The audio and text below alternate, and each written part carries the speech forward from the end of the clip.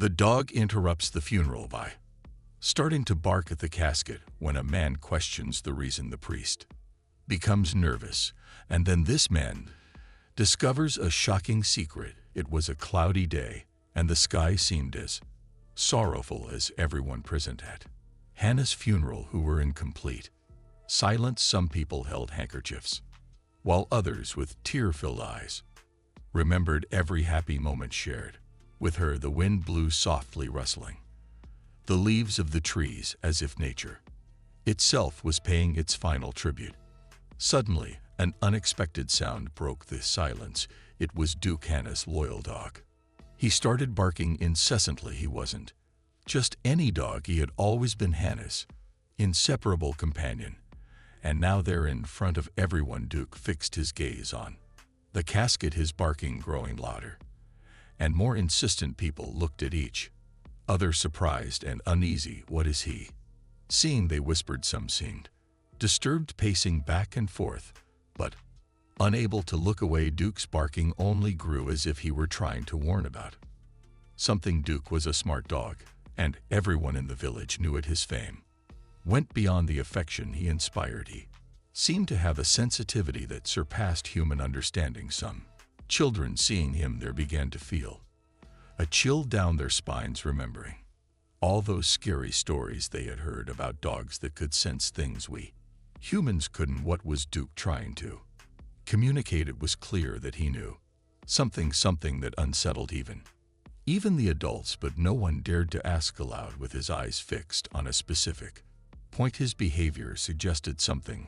was wrong in that place at that moment. Some adults began to approach Duke, trying to calm him down. However, he kept barking non-stop, his gaze locked directly on the casket. There was something in his posture, an almost palpable determination that even made the most skeptical hesitate. Curiosity filled the atmosphere, and soon everyone wanted to understand what he was trying to say.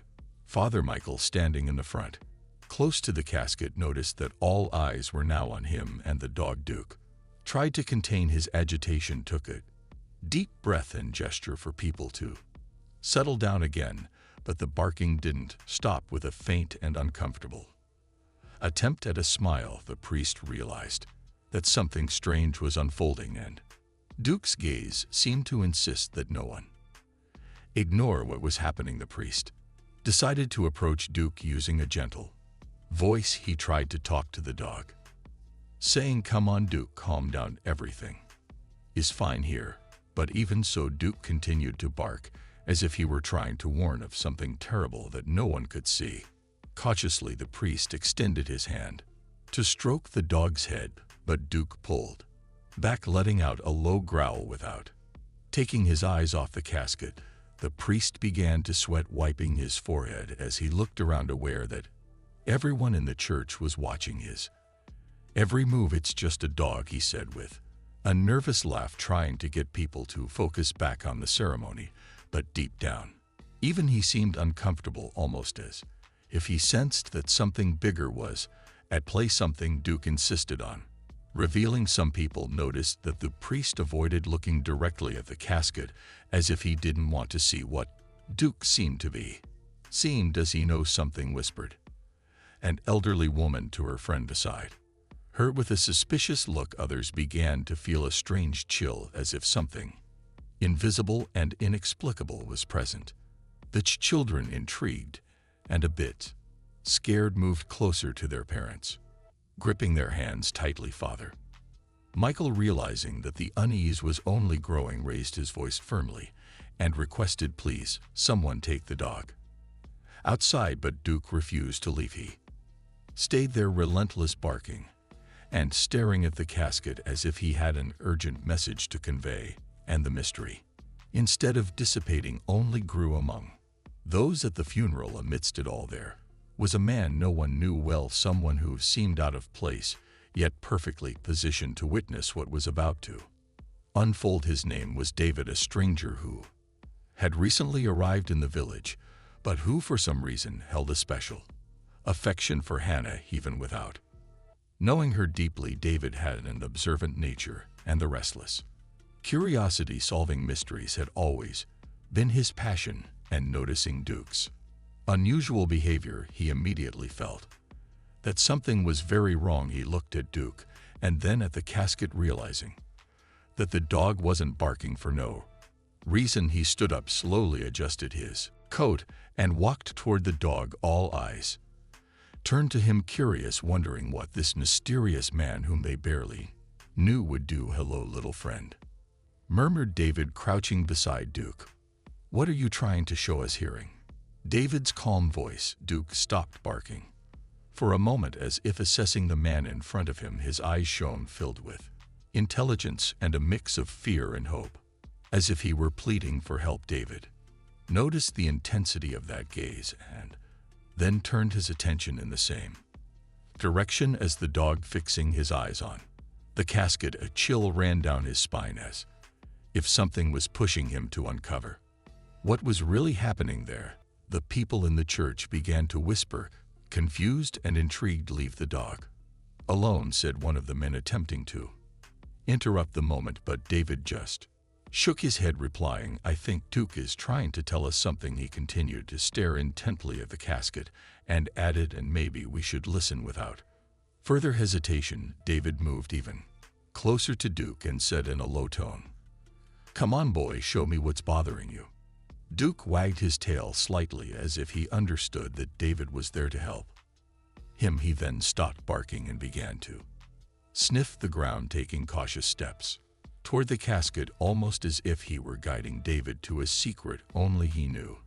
As David and Duke approached the casket, the neighbors began murmuring among themselves about the legendary sixth sense of animals, recalling stories of dogs and cats that supposedly sensed presences, dangers, or even supernatural events before any human noticed. Duke's unsettling behavior left everyone on edge, and David suggested that perhaps the dog was perceiving something invisible to human eyes. The atmosphere grew heavier, and people wondered in silence, could Duke be seeing something supernatural, or was there an even deeper mystery surrounding Hannah's death? Father Michael Cleary, uncomfortable, began to realize that the situation was slipping out of control. He took a deep breath, adjusted his classic, and cast a serious look around. With firm steps, he walked to the center of the church and raised his hands, asking for silence. "Please, everyone, calm down," he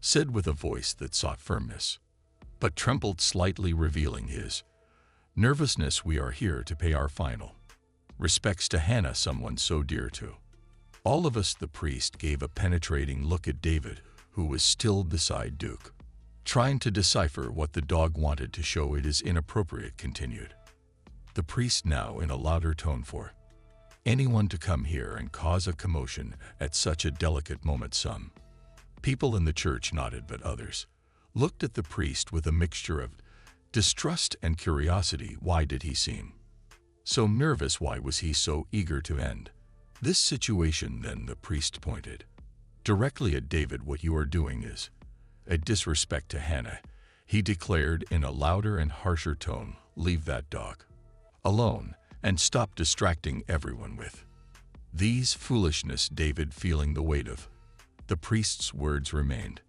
steadfast. Something about the priest's insistent manner that exaggerated urgency to calm the situation only heightened David's suspicions. Beside him, Duke let out a low growl, as if he too disliked the priest's tone. Realizing he was losing control, the priest insisted, almost pleading, "Please, everyone, do not allow Hannah's memory to be tarnished by this behavior. Let us return to our original purpose, to pray for her soul and her eternal peace." But for many, their peace seemed farther away with each passing moment. The priest's words sounded filled with concern, but for those observing closely, the sweat on his forehead and the slight tremor in his hands told a different story. A heavy silence settled over the place, and everyone waited anxiously to see what David's next move would be. Before we continue, don't forget to leave a like and subscribe to the channel if you love and add heartfelt stories. Sensing the priest's discomfort and his desperate attempt to end the conversation as quickly as possible, David decided to ask the question everyone feared to hear with a firm voice and his gaze fixed on the priest. He asked Father Michael how exactly did Hannah die. The church went into an uproar. The murmurs grew and some people exchanged glances surprised at David's boldness. Father Michael's eyes widened. Visibly shaken, he had already told everyone that Hannah had passed away, peacefully sleeping in her bed. But in that moment, David's question echoed through the church like a stone cast into a serene lake, creating ripples of uncertainty. What do you mean? How did she die? The priest replied now in a clearly defensive tone. I found her myself in her bed. She passed in peace, sleeping. She died in her sleep, he repeated almost as if trying to convince himself. David, undeterred, took a step forward and continued, but why was Hannah alone? And why were you the first to find her? Doesn't that seem a bit strange to you? The murmur among the people grew louder. A mix of curiosity and unease spread throughout the church. The children, wide-eyed, watched without fully understanding what was happening, while some adults whispered among themselves, making the atmosphere even more tense. Father Michael's face turned red, and an expression of anger, barely concealed, took over his features.